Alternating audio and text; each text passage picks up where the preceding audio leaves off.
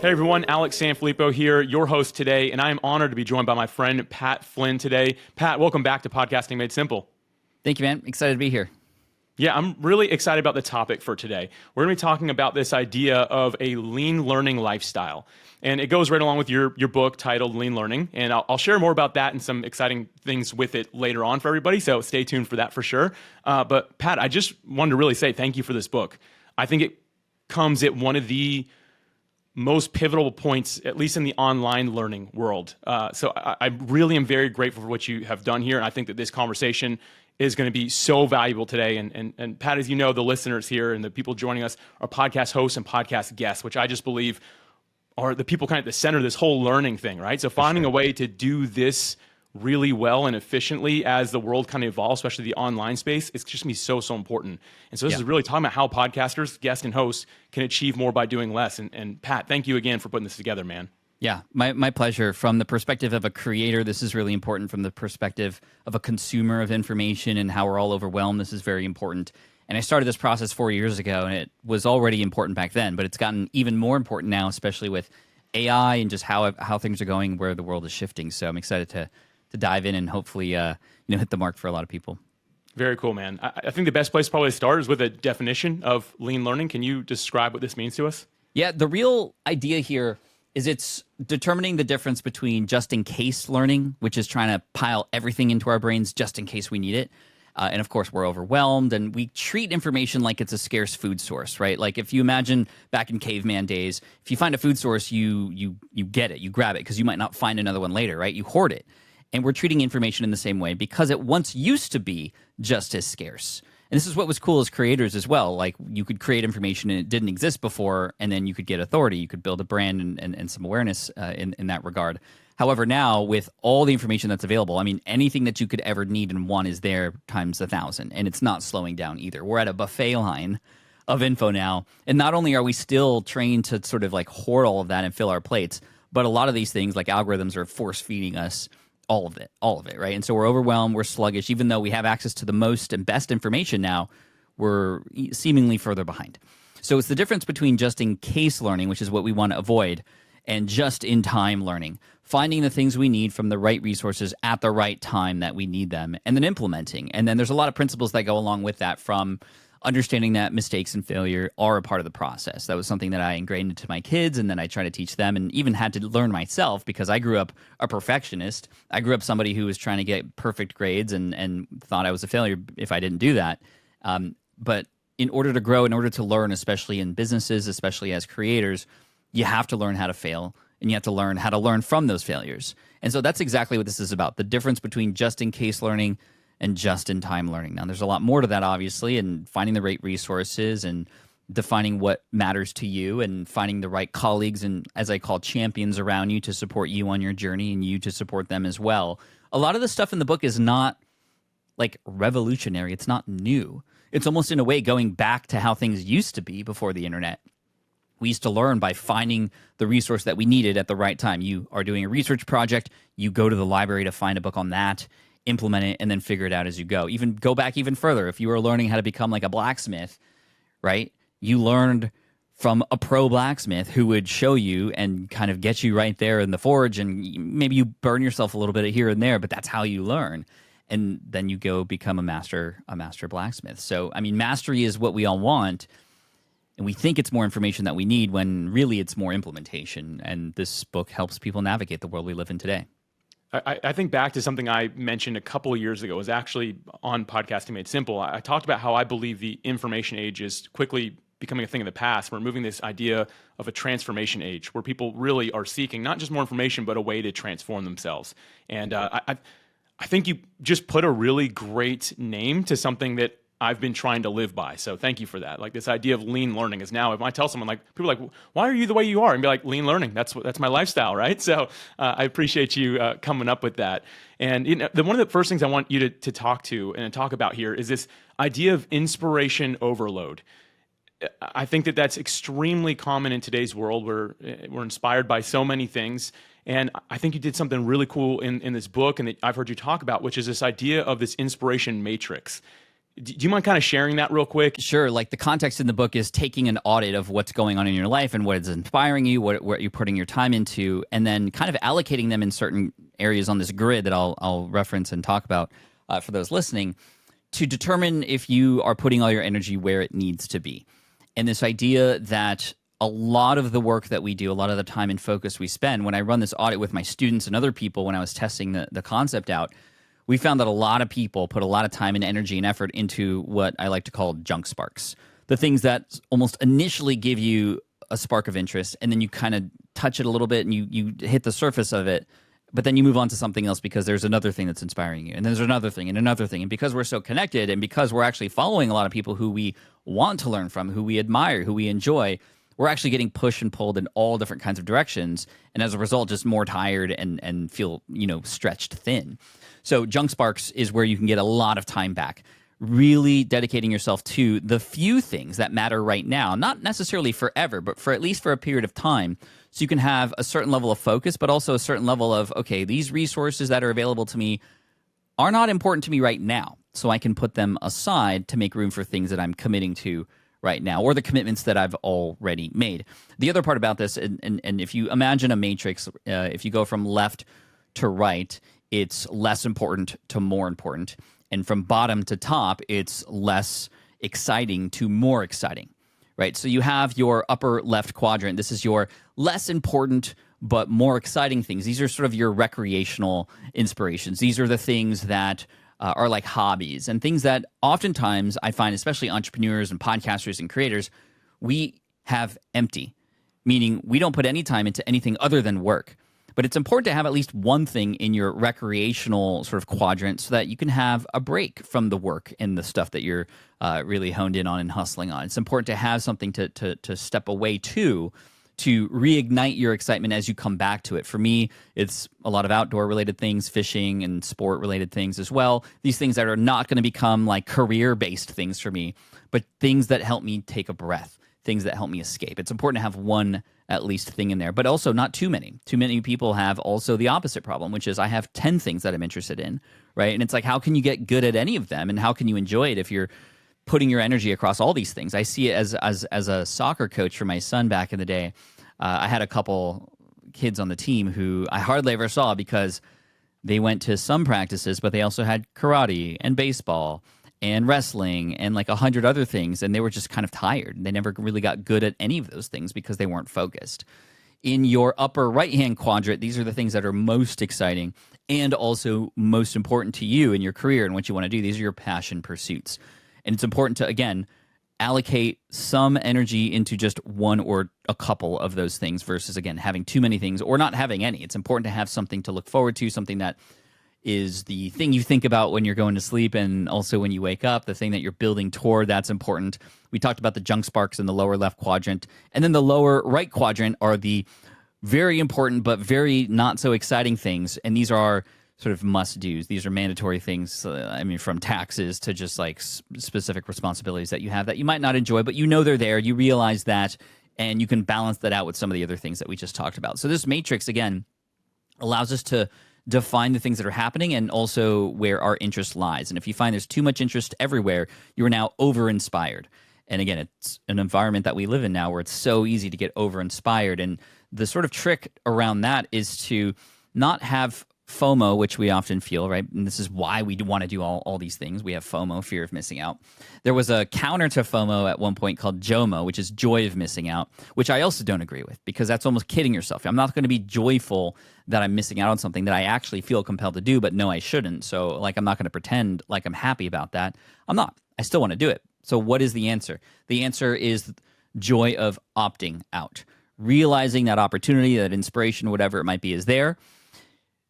And then saying, okay, I see that, and I'm going to make a choice right now to not get involved with that because I'm going to recommit to the things I've already committed to for a certain time period. Or I'm going to use that thing as a reward for after I reach a certain point, but not right now. And this, again, helps us navigate all the noise and the excitement that's out there. It's very difficult to do, though, but it is something once you are cognizant of it, you can navigate and actually take control.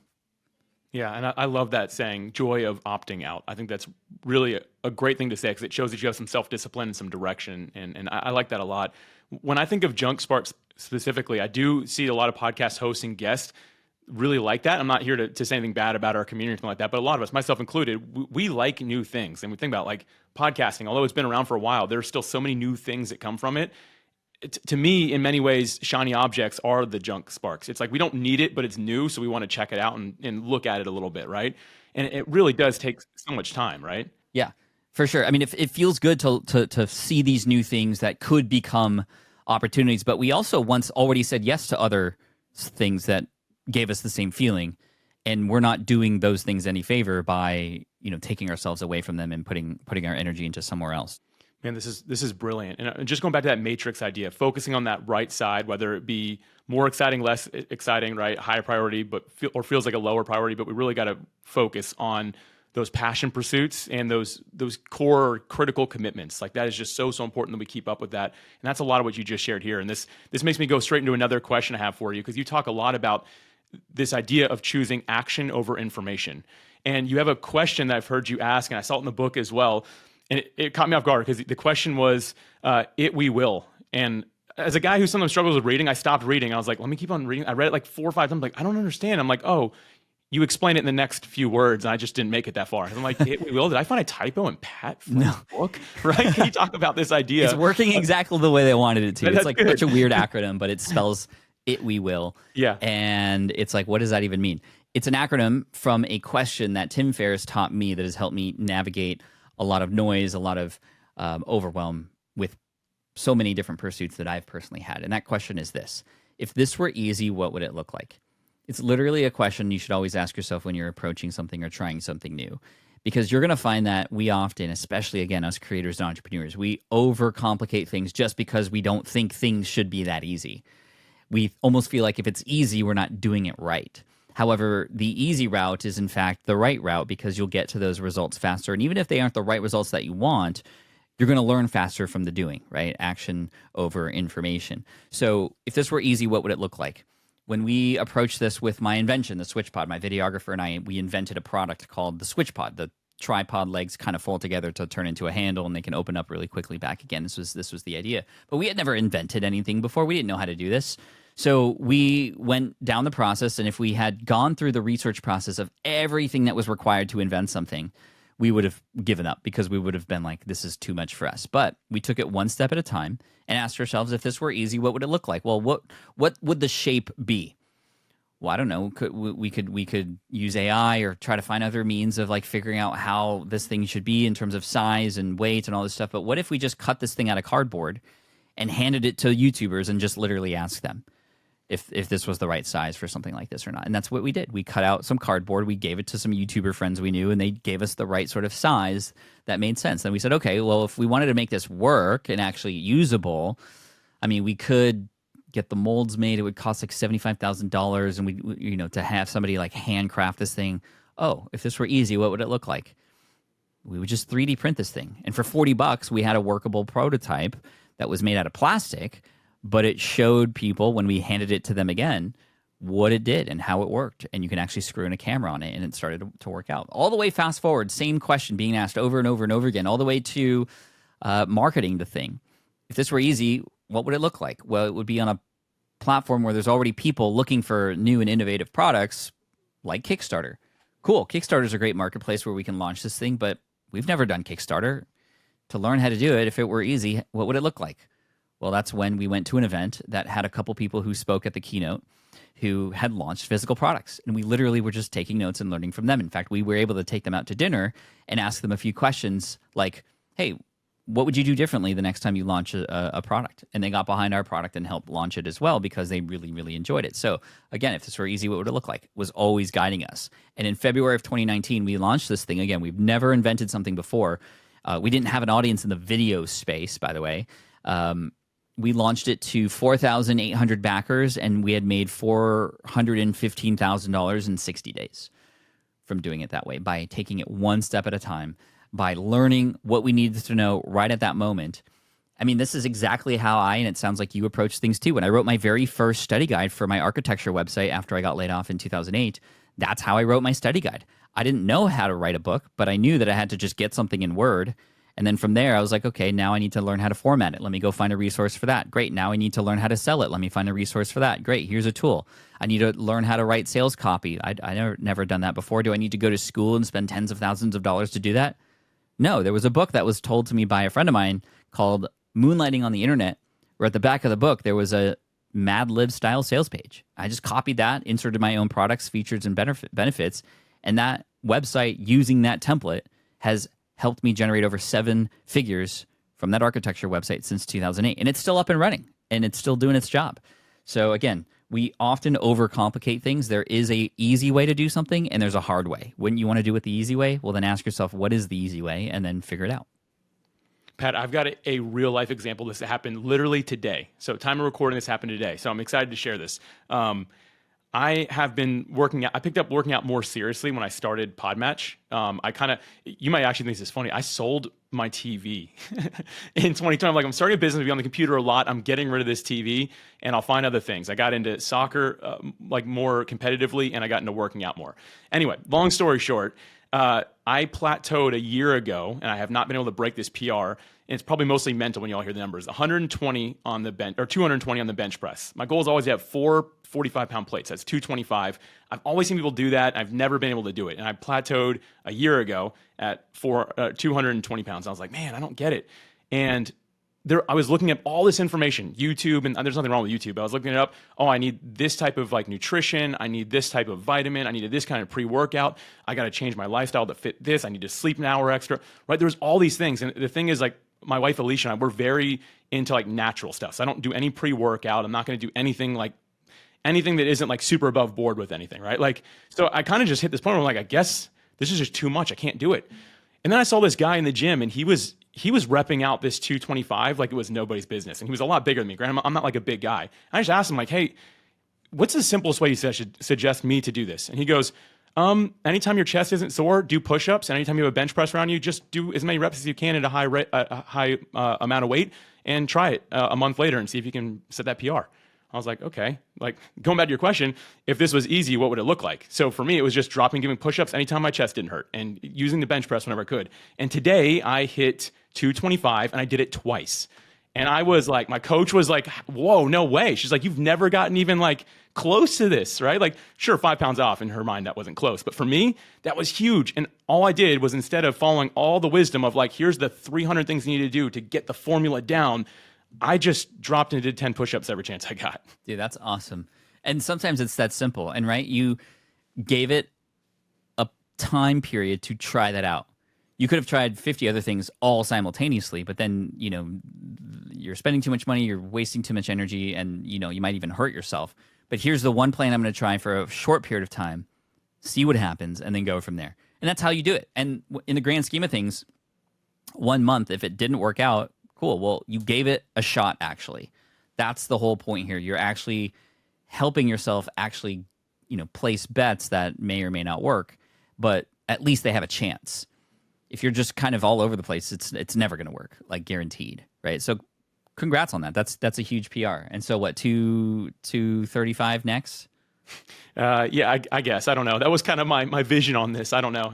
I'm not going to try everyone. This is not a workout podcast. We're going to bring it back to something more applicable here. But to make this more applicable and actually move on to another point here, Pat, maybe I'll hit that 235. Who knows? But for everyone else who's not having that type of goal, I think that this is what would be very interesting to you. When we launched PodMatch, we decided to go with the same model of, we're going to just take action instead of just continuously trying to get data and information. Of course, we try to stay informed when we're making decisions, but I have said oops and I'm sorry to our members, to our community many times.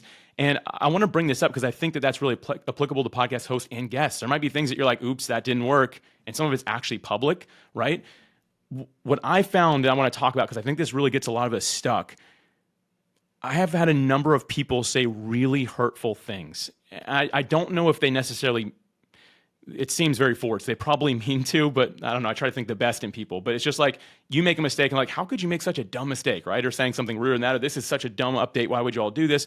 When we were really just trying. We were choosing action over just information and stepping in that analysis paralysis mode where we're a software company that never updates, right? Like, we wanted to update. I think that so many people are scared of getting hurt. the backlash of doing something. So we want all the information so that we can feel smarter than somebody who says, hey, that was stupid, right? Like we want to be able to kind of be like, and here's all the data to show why. It hurts to be hurt. I don't know if you have any thoughts on this, but I just want to turn that over to you because I think this is one of the things that gets us stuck is because we don't want to feel stupid or like we made a mistake. Yeah.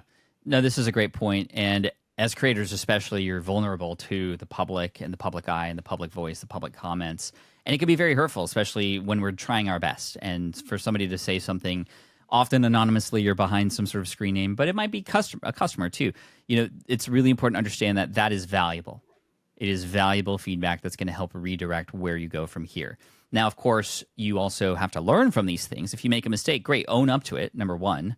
But make a change if it is a change that makes sense to make. At least it's more information that is real versus just hypothetical information, right? You could potentially waste years thinking about every single thing that could go wrong and then not have anything to show for anything, right? So it's better to make those decisions. Now, I'm not saying like fly blindly, right? Have a baseline amount of information to get started and do the thing and then see what happens. And when it comes to the public and their trolling or hatred, a lot of times hurt people hurt people.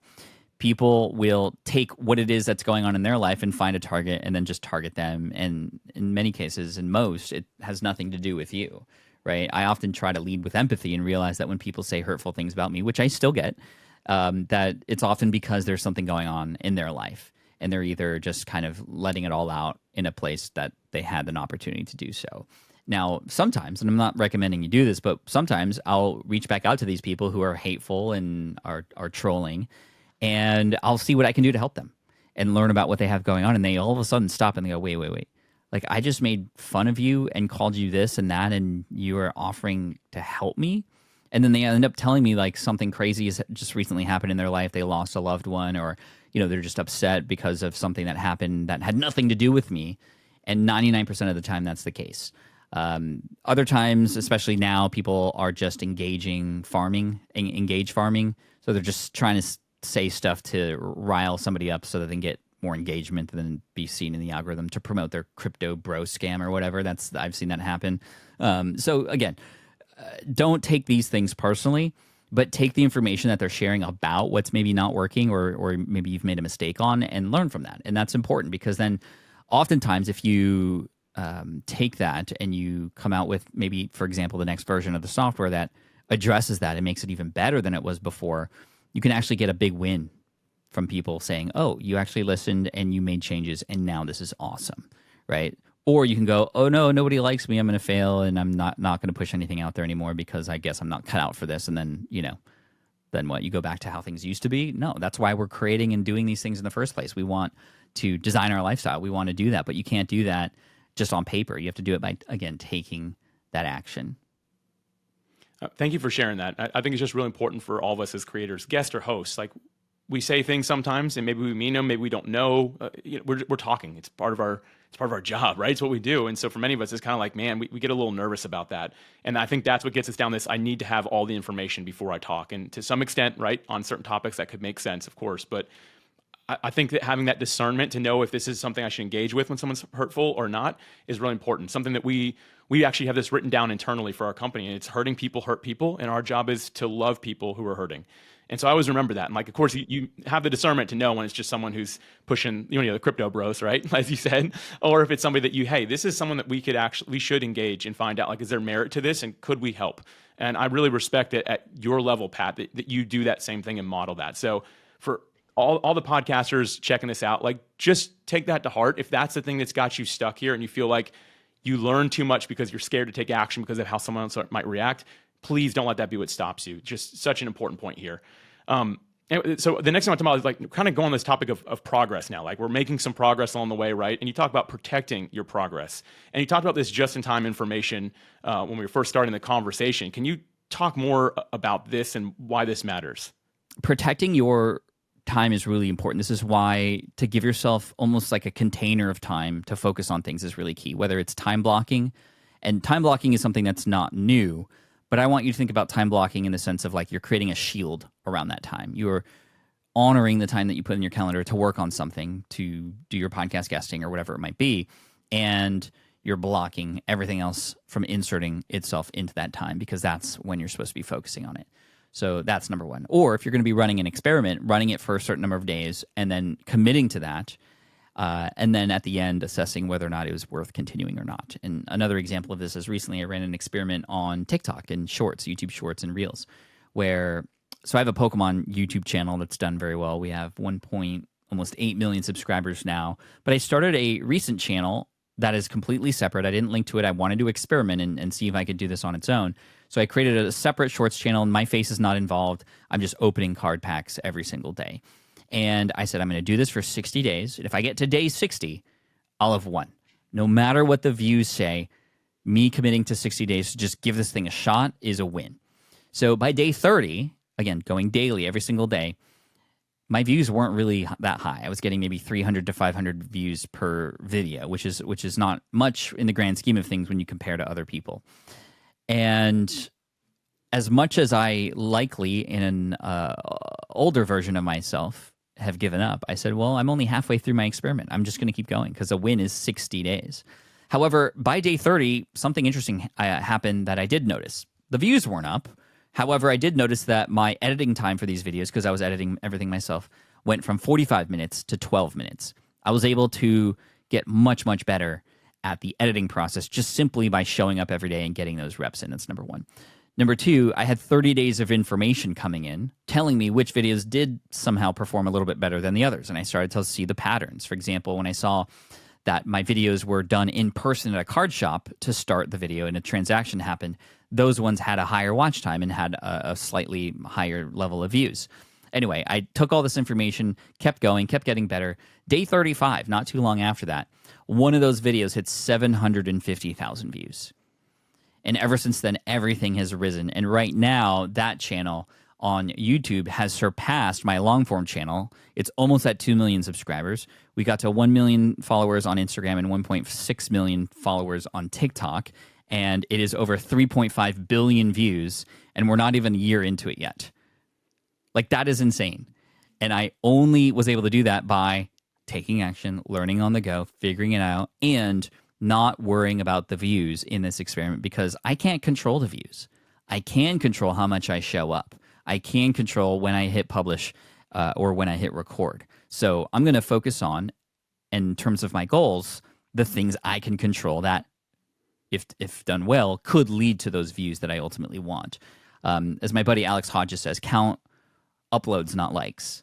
And it's so true, especially when you're, and again, it's not forever. It was for 60 days. Now I've kept up with it because it's done very well. But even at the end, if I stopped and I was like, okay, it's not getting the views that I want. However, I've gained this new skill of editing much faster in these shortcuts that's going to help me in the next thing that I do, right? So these things continue to stack on each other over time.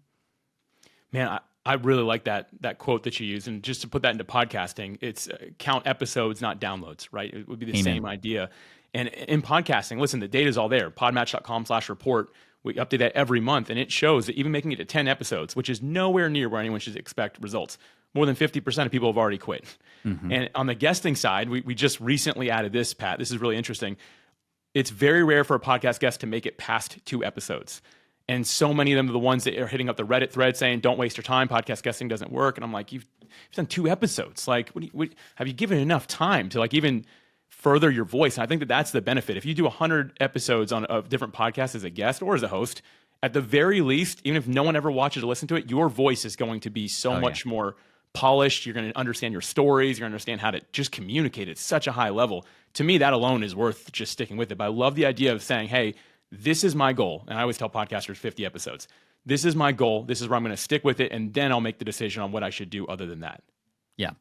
I mean, to your point, when I first started the promotions for Lean Learning several months ago, I started my podcast tour for it, because the podcast tour, being a guest on other people's podcasts, had, prior to this book, in my other books, had been very successful. So I knew it was going to be successful again. However, this was a new topic for me that I'd never been a guest for before. So I did my first interview, and it wasn't great. I was fumbling on the stories. I didn't know how to answer certain questions immediately, and I was kind of, defaulting to other stories from other things that I've done. So it wasn't poor, but it could have been so much better, which is why I kept doing it. And then after 55 interviews, these stories were polished. I was on a roll. and these podcasts help sell more books. And then I got on the New York Times list because of it, among other marketing things that I pushed into the promotion as well. But the guest podcasting has been key for the book, and it is key for getting your message out there, for building authority. And whether or not they quote unquote convert for you, that relationship can turn into something huge. The minutes you have, potentially hours you have with that host, can turn into a partnership, can turn into something that you couldn't even imagine. Those doors open up when you put yourself out there. So I would just say that to encourage all of you to keep going. Yeah, the next thing I want to talk about here, and this is kind of bringing this thing to an end here. At some point, we might hit that 100 episodes or that 30 days or whatever it is we decide to do, and we need to make a decision. Do we persist or do we pivot? And I think that many of us really struggle with this idea. One, because maybe we're married to it, right? Like we've been doing it for so long that we feel like we have to stick with it, or we're scared of like, what will people think? And some of us just like, I'm just ready to give up, right? I need to go ahead and pivot. And people pivot just way too fast, right? I'm like, you pivoted every month, you're pivoting to something new. Are you giving enough time?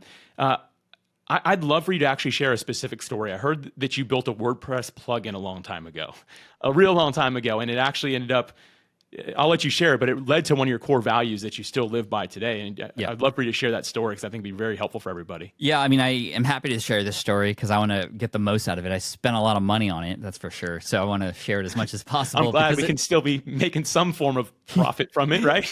Yeah, I mean, not even profit, just spreading the word, because I made a huge mistake. In fact, several mistakes. I had a couple friends. This was back in 2011, 2012. I had a large audience on my blog already at this point. And two of my friends, simultaneously, without even knowing it, created two separate WordPress plugins and launched them to each of their respective audiences. They weren't competitors. They just happened to be two friends of mine who launched these softwares and did very, very well. I mean, they earned like 6 figures in a week each. And I was like, oh my gosh, I have a bigger audience than both of you combined. And they're all entrepreneurs who build websites. Like, I'm going to build a WordPress plugin, and it's going to, number one, I'm very competitive. I'm like, it's going to crush both of you, but also we're going to make a lot of money doing this. And I mean, we're all buddies. We're talking. They're like, all right, Pat, let's see it. I was like, okay, cool. And they're like, what is it? I'm like, I'm not going to tell you. You're going to have to wait because I have this idea. Well, the idea wasn't fully fleshed out. And I found that out because when I hired a developer immediately on Google, and I just found somebody, what was supposed to take 6 weeks and about $6,000 took 6 months and about $15,000 to $20,000, because there was a lot of back and forth. There were a lot of holes, things that I didn't even know about this development process. But again, I didn't want to tell anybody about what I was doing. I just wanted it to be a big secret, and then this big reveal on launch day. And again, there's a lot of back and forth. All of it was my fault because, again, I was approaching this way too quickly, and I was approaching it for the wrong reason. I was approaching it because I saw dollar signs.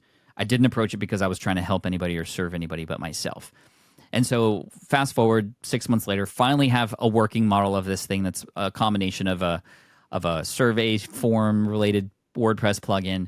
And I shared it with some friends of mine, not the two people, but some other close friends in a mastermind. And they were like, I mean, I guess. I was like, what do you mean? Like, this thing is amazing, right? And they're like, well, I mean, it should do this. But what if it did this? And what if it did this? And I was like, oh, I don't have any more budget to like change anything, and it's at a final state. I'm going to launch this in a couple of weeks. I never launched it. It was not going to work. It just didn't help anybody. And there were other plugins that were better that did it as sort of like a side feature already. And again, because I was so drawn into the money part of it, I was blind. I was blinded. And so a few lessons learned. Number one, anytime that I've found myself chasing things just for the money first, I've had to stop myself. It's always either been a failure or I catch myself from going down the wrong route. So that's number one. Number two, sharing ideas ahead of time. This is what inspired my first real business book, Will It Fly, which is how to test your next business idea so you don't waste your time and money. It was really inspired by this software thing, because there are ways that you can have conversations with people to have them poke holes in things before you spend $1. And if I had these conversations that I had at the end, in the initial phases of my development, I would have been so much better off. I would have found that my idea wasn't actually that great. I would have found that there were other ideas that incorporated a little bit much better. And I would have had, even just the idea of marketing it as you are creating it, right? Working in public is a really great thing to do too. So A lot of people are afraid, oh, somebody's going to steal my idea, but nobody's going to do that because they all have their own busy things going on. In general, for us entrepreneurs creating these one-off products or things here and there, yeah, people might think that, but they're never going to do it. You're the one taking action on it. And so there's so much more benefit from speaking about these things, talking about it, using that as practice to even pitch your thing, whatever it might be. So much more benefit in doing that than holding it in and then kind of waiting till the big launch day. Man, this inspires me to share something I've actually never shared before. For years, I kept track of how much money I had spent on the things I did that failed. So things I did that did not work. I actually had like a calculator and I tracked it all in an Excel spreadsheet. And I'll never forget the number. It was, I'm not going to say the exact number because it'll take me forever to say it, but $23,000 and change is what it came out to be. And that was over years. And I documented the things that failed. And I had this idea that when I make it, I'm going to pay myself back. Like I owe myself this. And my mindset was, these are failures. I need to remember that I failed. And that is all around just completely a wrong mindset, right? Like you just shared this story, Pat. Like, I don't know if you would have ever written Will It Fly if you didn't have that happen, right? Like, and if you didn't write that, we can look at this chain effect of what would have happened, right? The butterfly effect along the way of all these other things that have been created because of that.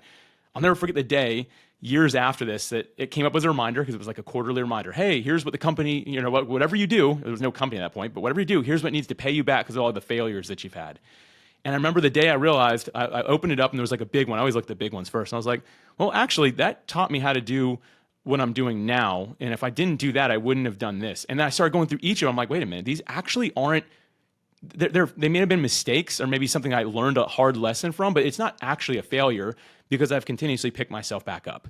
And I want to share that I actually deleted it. I deleted the whole thing. It was a pretty Excel spreadsheet because I love Excel, but I deleted the reminder. I deleted the whole file and emptied my bin on my computer. And I was like, that's gone forever. But I wanted to share that because I think that really adds value to a lot of people. And I don't know where you are as a creator, but I encourage you, really don't look at things completely as a failure. If you've got to pivot, you've got to make a change, think about how that's going to propel you forward and what you were able to take from it, because those lessons might be extremely, extremely valuable. Huge. You've created a moment of closure for you on those items, and we're able to move forward from it, which is great. And of course, you've seen now those things as investments, not failures, because you kept going, right? That's amazing. I love that, Alex. Thank you for sharing that. Yeah, thanks, man. All right, everybody, listen, I want you to grab a copy of this book, and you can go to leanlearningbook.com. Pat did a phenomenal job with this. If you feel like, hey, I'm stuck in any of these points, like, please check it out. It also comes with a companion course guide, which for me was very helpful to see that. But one of the things, if you're like, especially this last part we're talking about, if you're like, man, I'm stuck with this idea of to persist or to pivot, Pat talks about the 4 R's, the 4R framework to figure out like which is the right move, and so many other super helpful things. So again, that's leanlearningbook.com. I really encourage you. I think every creator needs to read this book to prepare ourselves, not just for where the world is today, but for where it's heading. This is what's going to be able to separate us. So, Pat, again, I thank you so much for this book and for hanging out with us today. Before I let you go, though, do you have any final thought for everybody?